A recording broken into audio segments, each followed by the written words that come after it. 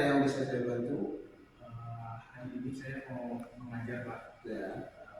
Mohon Bapak untuk mensupervisi saya, Pak. Oh, jadi hari ini jadwal supervisi Bapak ya? Iya. Bapak sekarang mengajar di kelas berapa, Pak? Di kelas 11. Oh, di kelas 11. Oke, Bapak mengajar di kelas 11 ya.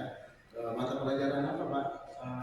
Estimasi. Oh, di pelajaran estimasi. Berapa jam pelajaran, Pak? 3 mata pelajaran. 3 jam mata pelajaran. 3 jam. Oke, terima kasih Bapak. Jadi sebelum Bapak turun ke kelas, sebelum kita observasi, saya mau nanya dulu nih Pak. Kira-kira apa sih tujuan pembelajaran Bapak yang ingin Bapak capai saat mengajar nanti, Pak? Tujuan pembelajaran saya atau TP saya, Pak, ada 4. Yang pertama itu, murid itu diharapkan dapat menjelaskan hakikat pekerjaan konstruksi. Yang pertama. Yang kedua, menjelaskan jenis-jenis pekerjaan konstruksi bangunan gedung. Yang ketiga, memberikan contoh-contoh pekerjaan konstruksi bangunan gedung. Yang terakhir nih, yang keempat, mempresentasikan hasil pekerjaan konstruksi. Jadi mempresentasikan berarti ada kerja kelompok nanti Pak ya? Itu tujuan pembelajaran. Terus yang kedua saya mau menanyakan area pengembangan apa yang hendak Bapak capai, Pak? Di sini ada 5 area yang ingin saya capai. Yang pertama, membuka pembelajaran dengan penuh rasa tanggung jawab. Jadi saya penuh dengan rasa tanggung jawab. Yang kedua, mampu memfasilitasi kegiatan pembelajaran yang memberikan peran pada semua murid. Yang ketiga, mampu memberikan pertanyaan yang menstimulus proses diskusi dan berpikir kritis.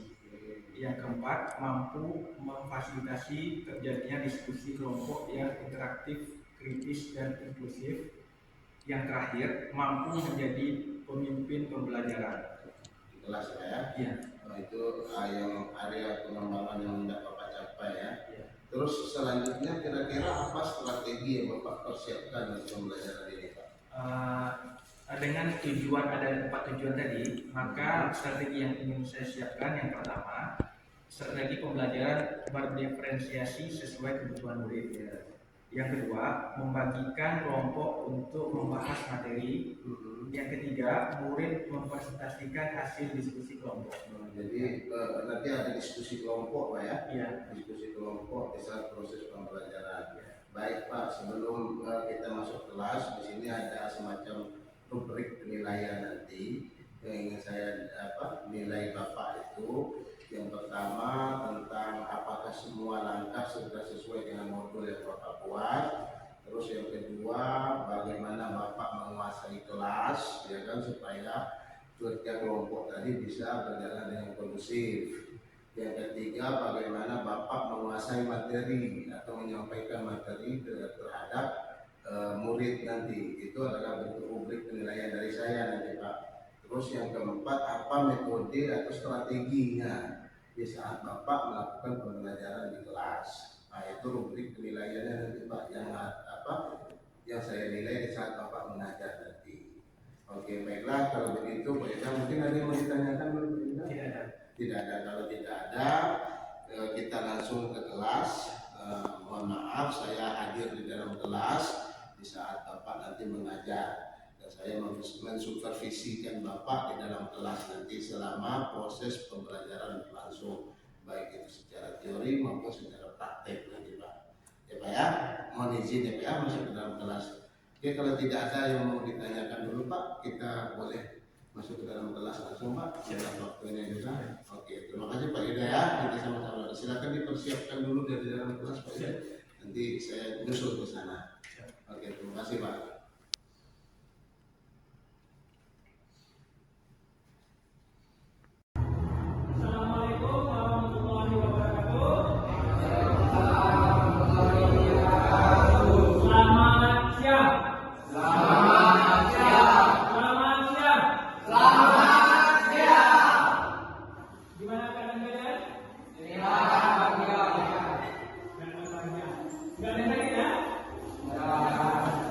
Sebelum mulai pembelajaran, Bapak mau absen dulu. Andri, Aga, Hadir Pak. Raihan, Silvestra Tandi, Stefanko, Luis, Luis sakit ya? Sakit apa Luis? Demam. Udah berapa hari? Beberapa hari. Nanti kalau udah 3 hari sama-sama kalian jenguk sama-sama ya. Baiklah. Pada pagi hari ini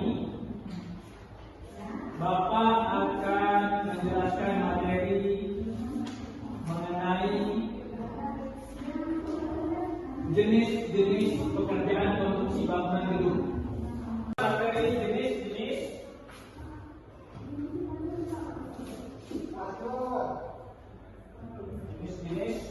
pekerjaan dan konstruksi bangunan gedung. Jenis pekerjaan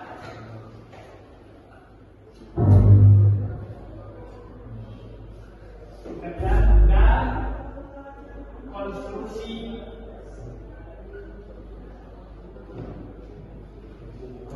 tulisan Bapak jelas? Konstruksi bangunan gedung.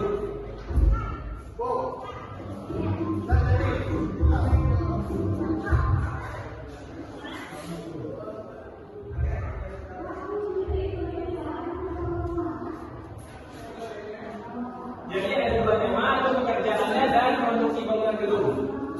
Pekerjaan dan tahu pekerjaan? Apa itu pekerjaan? Apa itu pekerjaannya? Sebuah pekerjaan juga itu. Andi? Apa itu pekerjaan? Sama, sebuah pekerjaan juga. Jadi pekerjaan itu kamu nyangkul pekerjaan. Gergaji pekerjaan.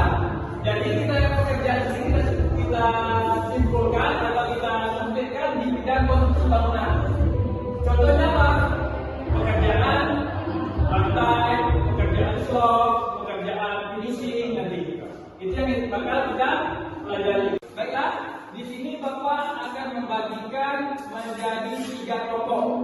3 kelompok. Kelompok pertama itu pekerjaan dinding. Kelompok kedua pekerjaan plaster. Kelompok ketiga yaitu pekerjaan lantai. Ini satu kelompok. Nah, langsung gabung sini, angkat mejanya. Kelompok ini 3 orang. Kelompok ini kami 3 orang kelompok. Langsung bentuk mejanya. Mejanya bentuk lingkaran. Bentuk lingkaran mejanya. Kelompok kalian ini, kalian nanti paparkan setelah kalian berdiskusi bertiga, nanti bisa kalian simpulkan atau kalian rangkum bahwa di tempat kalian ini biasanya dinding itu memiliki tiga bahan dasar, yaitu apa? Batako, bata merah, dan bata ringan. Baiklah, karena materi yang telah Bapak sampaikan telah selesai, sebelum kita tutup pelajaran ini, Bapak berharap ada 1 orang dari kalian untuk merefleksikan materi yang telah kita pelajari tadi. Kepada rekan. Jadi seperti yang kita ketahui bahwa dinding memiliki tiga bahan, yaitu bata terpur, bata merah, dan bata ringan. Hari ini karena kita telah menyelesaikan materi tentang jenis-jenis pekerjaan konstruksi bangunan gedung, untuk minggu depan kita akan mempelajari tentang volume pekerjaan dari bangunan. Jadi kita hitung nanti volumenya dinding seperti tadi, kan ada bata merah. Nanti kita hitung berapa bata merah volumenya per meter persegi, bata ringan berapa per meter persegi batanya yang dibutuhkan. Seperti itulah materi yang akan kita pelajari untuk minggu depan. Baiklah, Bapak akhiri kegiatan kita pada siang hari ini dengan mengucapkan alhamdulillah. Assalamualaikum warahmatullahi wabarakatuh.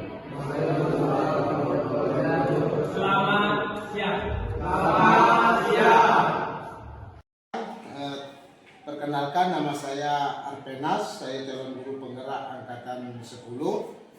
Di depan saya rekan sejawat saya Pak Yuda Satria Dinata dan didampingi oleh pengajar praktik saya Pak Iwan. Nah, di sini saya sudah melaksanakan pra-observasi dengan rekan sejawat saya Pak Yuda dan juga sudah melaksanakan observasi. Sekarang untuk melakukan kegiatan pasca observasi di dalam kelas. Baiklah, saya langsungkan saja coaching pasca observasi dengan Pak Yuda. Bagaimana perasaan Pak Yuda setelah kita melaksanakan observasi di dalam kelas tadi, Pak? Perasaan saya lega, Pak, karena udah menyelesaikan kewajiban saya sebagai seorang guru. Oke, baik. Jadi sudah lega ya, Pak ya. Baiklah, sewaktu kita melaksanakan pra observasi, ya kan ada hal-hal yang ingin Bapak tanyakan atau ingin Bapak kembangkan ya.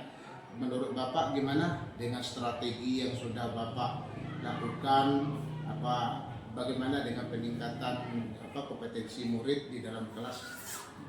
Dari strategi yang kita rencanakan kemarin itu menurut saya udah ada peningkatan, Pak. Udah ada peningkatan anak-anak, tetapi peningkatannya belum sampai kategori 90%, kisaran 70%-an. Kita 70% ya, sudah nampak, sudah nampak atau sudah kelihatan peningkatannya.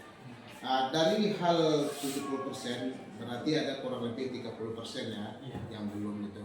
Kira-kira apa kendalanya itu? Kendalanya mungkin ketika kita pembagian kelompok itu kan, kita pembagian kelompok itu berdasarkan pintar sama pintar, yang sedang sama sedang. Jadi mereka tuh yang kelompoknya sedang itu kurang begitu aktif di kelas. Itu yang menyebabkan mungkin 30%-nya itu kurang berjalan dari strategi yang telah kita terapkan. Gitu. Pembagian kelompoknya itu seperti apa? Apakah mereka menentukan sendiri atau bagaimana? Pembagian kelompok itu saya menentukan, Pak. Bapak menentukan. Mungkin bisa nanti langkah selanjutnya kita bisa pembagian kelompoknya itu sesuai dengan minat mereka aja. Sesuai dengan minat mereka aja. Jadi sehingga pembelajaran itu lebih aktif. Jadi mereka itu merasa lebih menjiwai ya. Dapat feel-nya karena yang mereka bahas itu sesuai dengan tema yang mereka sukai. Jadi itu adalah solusi juga dari Pak Yuda bagaimana nanti meningkatkan yang 30% tadi dengan membagikan kelompok sesuai dengan minat atau bakat mereka masing-masing. Kira-kira apa lagi yang menurut Pak Yuda, apakah mungkin di medianya atau bagaimana yang harus Pak Yuda tingkatkan lagi? Iya, sama medianya, mungkin medianya lebih banyak, medianya itu bisa kita tampilkan sebelum mereka dibagi kelompok itu bisa kita tampilkan juga medianya itu berupa video. Video karena kenapa kalau kita tampilkan video anak itu fokus lebih cepat menangkapnya kita menyampaikan dari video daripada kita menyampaikan tulisan. Apalagi ini kan materinya materi tentang proyek, tentang bangunan, jenis pekerjaan bangunan. Jadi kalau apabila dilihat langsung sama anak-anak itu lebih cepat mereka menangkapnya. Oke, baik. Jadi itu ada solusi yang baik Pak Yuda ya. Solusi yang terbaik dari Pak Yuda yang mau Bapak Yuda terapkan. Yang pertama itu membagikan kelompok sesuai dengan minat dan bakat mereka. Terus dengan melihat media pembelajaran, mungkin menonton langsung bisa lewat YouTube bagaimana teknik-teknik yang ada di bangunan itu tadi kan, sehingga mereka bisa meningkatkan minat dan motivasi mereka nantinya. Kira-kira nih Pak Yuda, kapan nih Pak Yuda mau menerapkan strategi yang ingin Pak Yuda tingkatkan tadi yang 30%-nya ini? Pertemuan selanjutnya akan kita lakukan. Pertemuan selanjutnya. Oke, kalau begitu mudah-mudahan nanti dengan strategi atau hal yang ingin Pak Yuda tingkatkan lagi tadi ini bisa meningkatkan kompetensi siswa tadi. Mungkin yang dari 70% bisa naik jadi 80 atau 90% dan terus berbenah gitu Pak Yuda ya. Jadi saya berharap sih Pak Yuda bisa ketemu lagi dengan Pak Yuda, bisa melihat lagi dengan Pak Yuda bagaimana perkembangan untuk selanjutnya gitu. Mungkin ada lagi Pak Yuda yang mau disampaikan? Cukup itu. Nah, cukup itu ya, mudah-mudahan lah berhasil ya Pak ya dengan strategi yang Pak Yuda akan terapkan ini. Oke, terima kasih ya Pak Yuda. Ya. Oke. Dah.